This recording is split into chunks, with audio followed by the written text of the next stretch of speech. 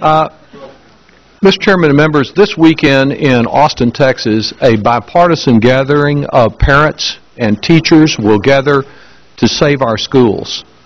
During the last state legislative session, for the first time since almost World War II, the state of Texas failed to fund the basic foundation program for our schools, and we're paying a tremendous price.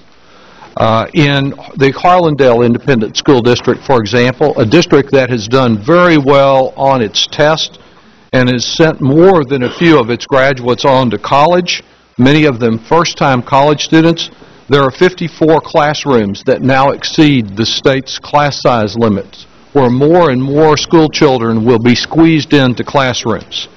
With the tremendous cuts that have been incurred in the state of Texas, now is hardly the time to reduce the amount of monies that flow in federal aid, particularly with reference to Title I funding. Republicans have proposed to block grant Title I in a way that would allow it to be focused beyond economically disadvantaged areas.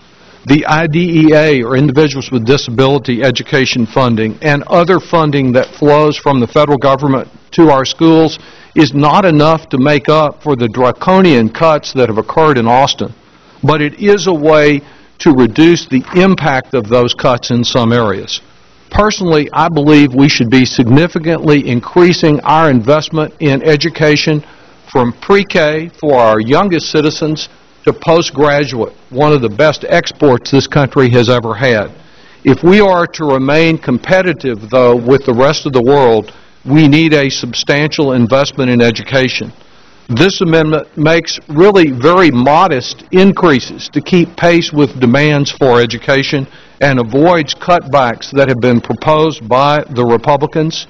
I think it makes sense to make this important investment in our children, in our future, and not to see cutbacks that would only add significantly to the horrible cutbacks that have already occurred in Texas and in some other parts of the country.